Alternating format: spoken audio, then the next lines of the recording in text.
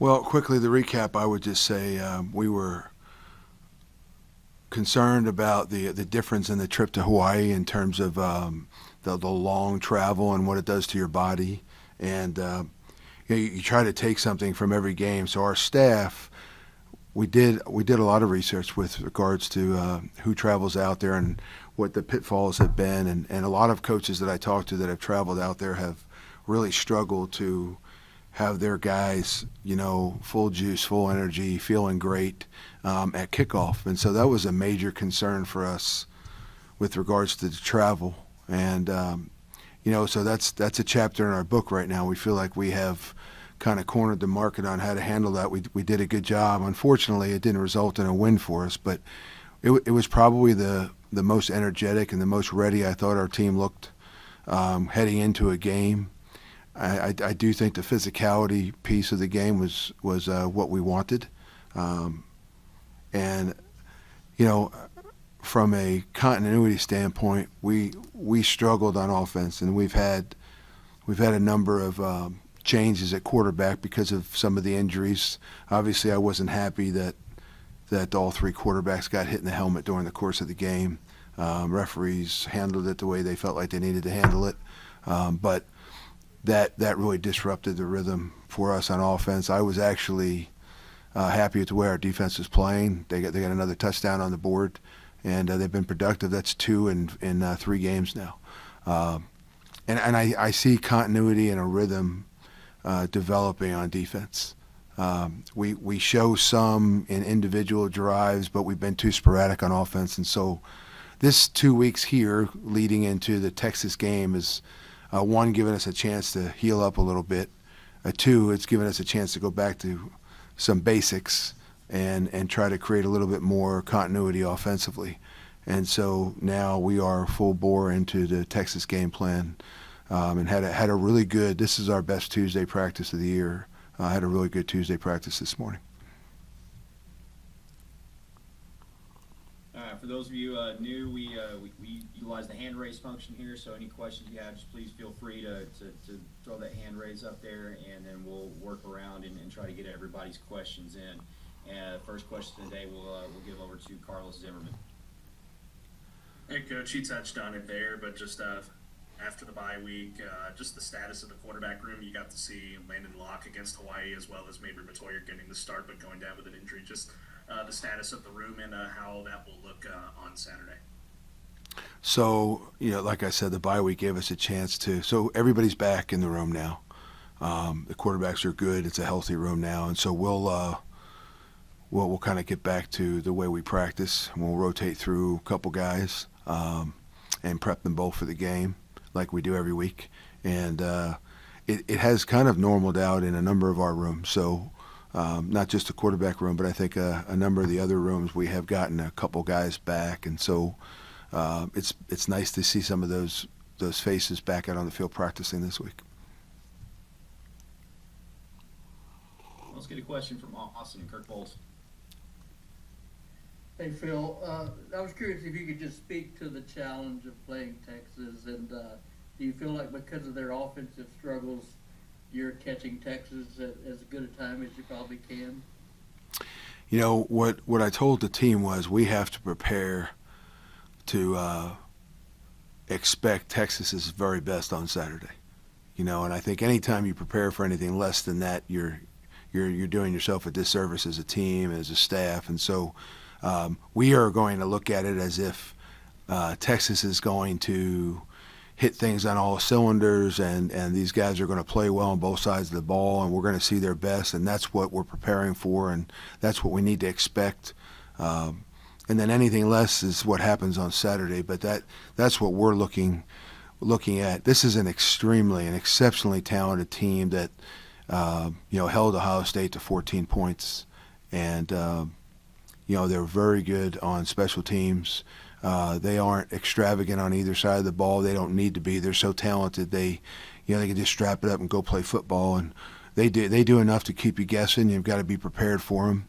But there are a lot of individual matchups that we know we've got to be able to play and win some one-on-one battles to give ourselves an opportunity against Texas.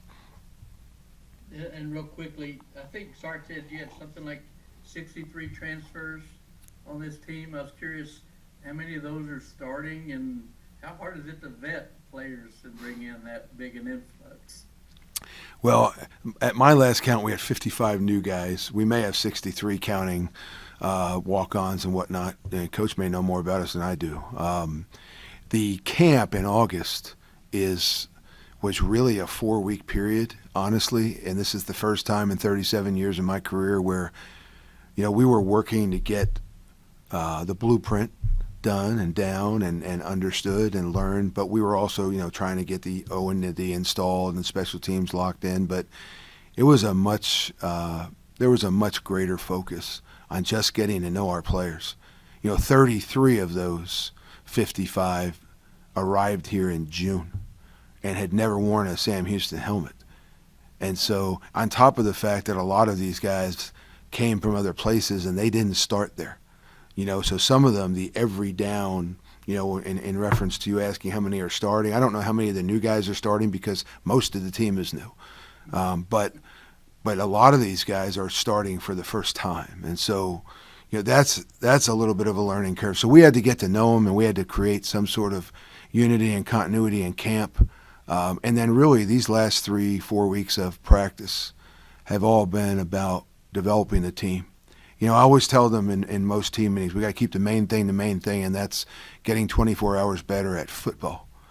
And that's what we're focused on right now. And when we start doing that at a good enough level, that's where the wins will start coming. And so we're focused on the process right now. As much as that is coach speak, that's definitely where we are as a program. Thanks, Phil. Good question from Colin Neal. Coach, you mentioned how the defense is continuing to have some continuity now. It looked like they did a pretty good job, for the most part against Hawaii, kind of like a bend don't break approach. The pass rush was getting there. Just kind of what has been the message to get the guys going, kind of just be on the same page as well. Well, the one thing that I have to compliment our staff on, I keep telling you I'm elated about the staff that we have. And they're great coaches, and that's why our team is getting better weekly. But the defense is ahead of the offense right now, and so their improvement is starting to show and translate into better play on the field. There's some erratic play on offense right now, and we are, the O-line has gotten a little bit better each week. I'd like to see better play out of the quarterback position, but we haven't really. With the exception of one game, we haven't gone through a game with only one guy. And I think the continuity comes with some stability. So hopefully that will be Saturday. This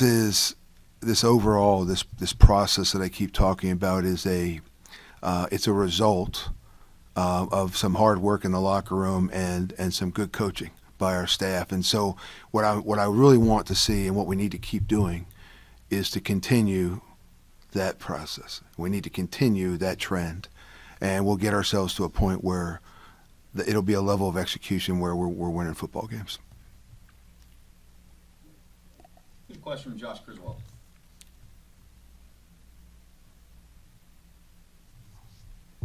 Josh, I think you're muted. You're muted. Sorry about that. So, with Texas probably being, at least on paper, the most maybe physical and talented team you guys have on your schedule, I'm just curious with the timing of this matchup, any benefits or potential challenges you see with this matchup coming right before you kind of hit the heart of Conference USA play? So for us, we talked about Western Kentucky being, an opening season barometer for us with regards to playing one of the more consistently successful programs in Conference USA. And, we battled them for quite a while, took the lead in the third, and had an opportunity to win that game, and we didn't close the show in the fourth quarter. But it gave us a little bit of insight as to what we have heading into our Conference USA season. This game is this is a game that players are excited about because it gives them an opportunity. I mean, let's be realistic here. Right, the dream for all of these college players is to play in the NFL. That's their dream, and that's the benchmark. So this is an opportunity to walk the walk. This is an opportunity to don't tell me that you want to play in the league. Show me. And that's really what I said to him in the team meeting. If you really want to know if you have what it takes, you can line up across a guy on this team and you can gauge a little bit better, where you stand with regards to being able to play at the next level. And so our guys are up to the challenge. We have a great attitude. The morale and the momentum today was outstanding. As I said, it was our best Tuesday practice so far this season. And that has to continue this week. You've got to bank a great week, and you've got to play mistake-free football, and you can't turn it over, and you just can't make mistakes that we've been making in games against a team like this. And so they know that. That's our focus, and hopefully we can trend upward enough to give ourselves an opportunity to go attack this thing on Saturday. Colton Foster. Against Hawaii, Hunter Watson wasn't dressed out for the first half, and in the fourth, he started to put pads on. Just can you speak to that and what kind of happened there? Well, Mabry got hit in the head twice, and had to go into the locker room, and then Landon took a shot to the head while he was sliding, and so that was a penalty. It was not targeting, but it was a shot to the head, and so we're down to our last quarterback. So we didn't feel like we were going to need Hunter. We brought him, and he's our starting quarterback, and so we brought him in as an emergency, and that became an emergency. So he suited up in case we needed him.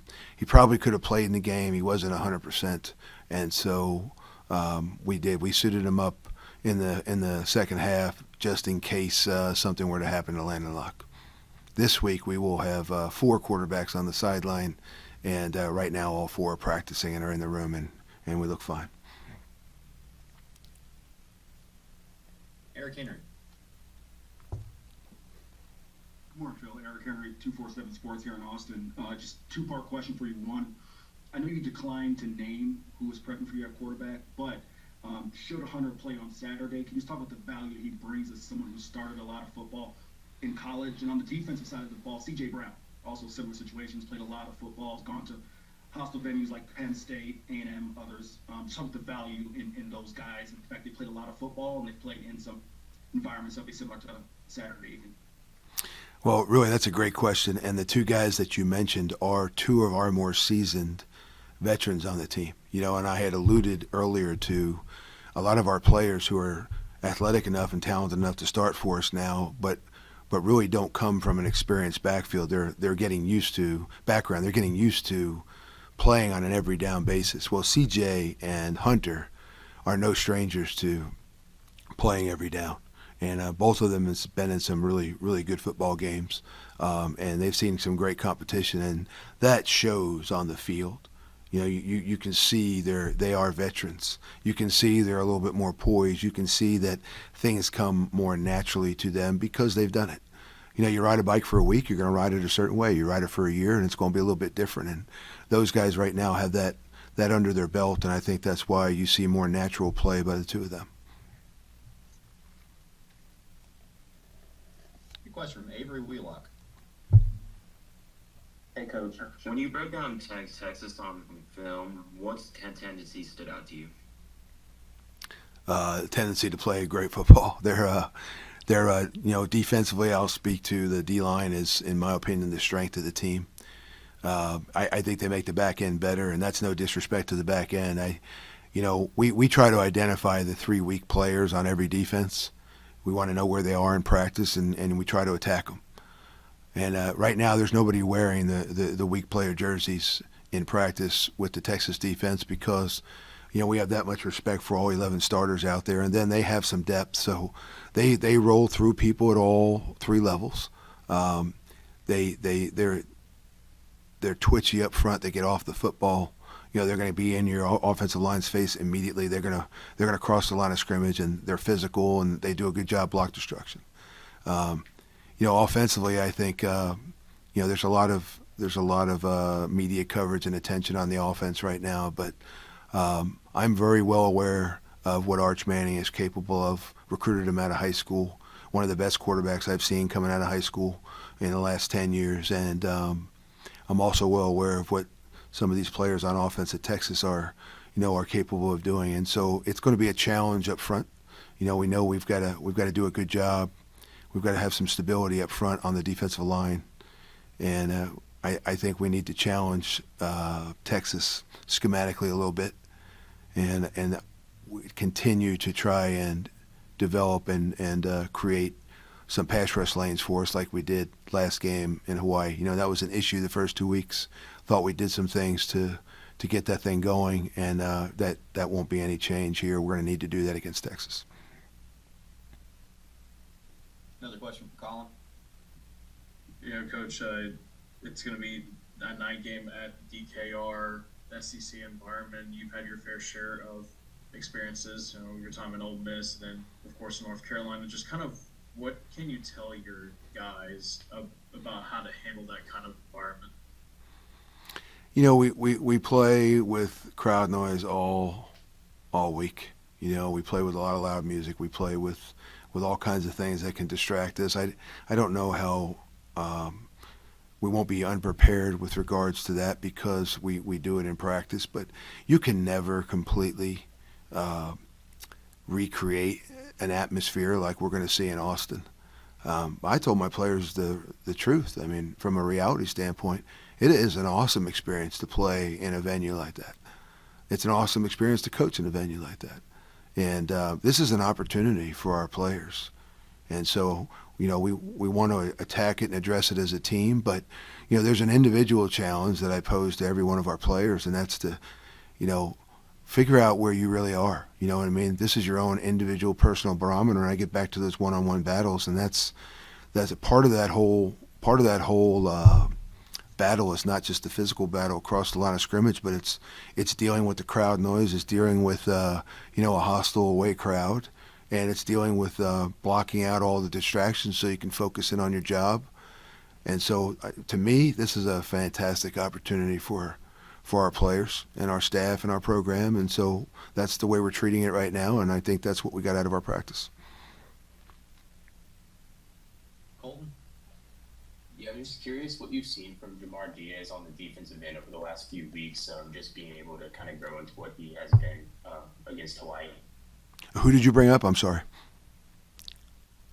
You said Diaz? Yeah, Jamar Diaz. Yeah, he's somebody that flashed for us in the spring, and I think just a little bit of leadership out there. The work ethic is outstanding. Anytime you have somebody with his twitch and you have somebody with his passion for the game and you have somebody with his work ethic, it's almost impossible not to see improvement. Wherever you are talent-wise, if you have a passion to learn the game and you have a work ethic that resembles a junkie, that a guy that just wants to get out there and get better every down. It's almost impossible when you get that on a down basis, a day-by-day basis, for that player not to get better. And he has, and he's been playing well the whole season, but he's become more and more of an issue for offenses, and he's becoming a guy that we can count on. Yeah, Phil, one quick follow-up. You talked about Texas's defensive line and that kind of being the head of what you saw there defensively. I know you won't give away anything game plan related, but just curious, when we spoke with Steve on Monday, he talked about teams getting rid of the ball in less than 2 seconds to try and prevent some of those guys like Colin Simmons and others from getting home. Just curious how big of a factor that's going to need to be for you guys in your air raid scheme to get the ball in your quarterback's hands quickly, whoever's out there. I think getting the ball out quickly against Texas is going to be a huge factor for everybody they play this year. Both D tackles can puncture the box, and one is an absolute game changer. And so we've got to know where he is all the time, and we got to get some extra hands on him at times. But making quick decisions and quick triggers at quarterback is just pivotal. I think every offense coordinator or head coach all year, you're going to hear him say that because it's an issue, and that is going to be the strength of their team. And they may have a great secondary, and they may have a great linebacking core, but I don't know if anyone is going to have an easy time exposing them if there is a hole or a weakness, because they have to contend with this front four that really has some depth also. And so I think that's where our game plan and anybody's game plan is going to start with, is how to contend with and manage those guys before we do anything else downfield. Another question from Kirk Bowles. Yeah, Phil, two-pronged question. I don't know about your familiarity with Sark, if you've ever coached against him at any level, and on the whole revenue sharing, I was just curious where you guys are on the spectrum of $20.5 million. So with regards to Sark, I do know Coach, but not personally. I mean, we talked some ball in the past, Coach Sark and Kyle Flood and myself. I know Kyle Flood extremely well. I have a tremendous amount of respect for both of them. I love the stuff Sark does on offense. I've studied his stuff for a long time, and I know it well. And Kyle Flood and I, before we knew we were on each other's schedule, talk, fairly regularly. We'll trade some ideas, and I'll call him from time to time.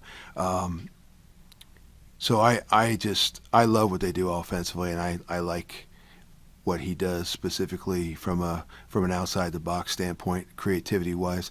The second question you asked is a completely different topic, but from a rev share and NIL standpoint, what should I say? We're nowhere near where Texas is at 20.5. There's a two-pronged issue here, and that is that Sam Houston decided to move from FCS to FBS. Typically, that's when you study teams that transition, that's a 3 to 5 year transition. We're in the third year of a 5-year transition. Year one, they changed the C to a B, right? And then, last year they got things going and did a great job. And this year now is the portal and NIL and the revenue share issue has been a part of football now for 4 or 5 years. We dealt with it at North Carolina. We dealt with it at Wisconsin, and it's not going away, and it's a major issue here at Sam. But when they made the decision and the move, to make the move to the FBS level, that really didn't exist. And so, it's kind of like I always use the analogy. It's like buying a house. You're going to stretch your finances to go purchase the next big house that you dream of living in, and you do it. And then after you get there, you realize there's another bill to pay, and it's going to cost another $300,000-$400,000 to to run the house and to take care of the issues there. And that kind of equates to the rev share bill that we now have. So that program is underway and full speed ahead, and we're developing it on a daily basis. Is it like our neighbors down the street at A&M? No, of course it's not. But it's something that's moving in the right direction, and obviously will be a part of our program, and so we'll manage it as we move forward here. And right now, that won't have much impact on Saturday. What's going to have an impact on Saturday will be our execution. I guess Kyle Flood's not taking your calls this week. Yeah, and I don't know that I'm making him. He's not. He didn't have anything to talk to me about until after the game, I'm sure. Thanks, Kirk. Get another one from Avery. You mentioned earlier that you recruited Arch out of high school. What was that process like? Well, I got to know Archie Manning, who, there's 3 or 4 people, and this isn't to slight anybody in my life, but there's 3 or 4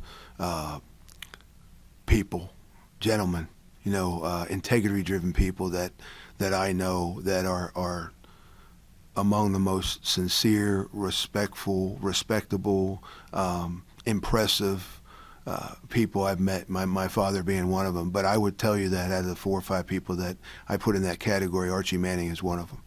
And he was extremely embracing when I arrived at Ole Miss, extremely supportive, gave us an opportunity to get to know him. I did get to know him. We talk on occasion now. We keep in touch. Everything from football to life and everything in between, including raising boys that in a football family, since I have a son now. And I've enjoyed all those conversations, and I know what that family's all about. I've met and I know Eli a little bit. I do not know Peyton. I've gotten to know Cooper through Arch and through that recruiting process a little bit. Always was a big fan of Arch coming out of high school. He truly is one of the better high school guys I've seen and had the pleasure of recruiting coming out of high school. And so I can't say I'm excited about coaching against him right now, but that's what's on the table for Saturday, and so that's the guy we're gearing up for.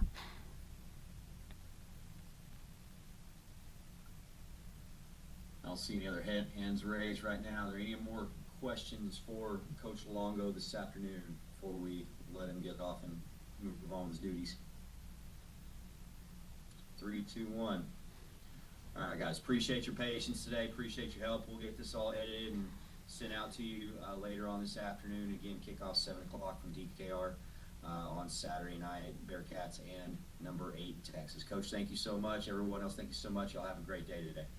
Thanks, Phil. Thanks, guys. See you Saturday. Appreciate it.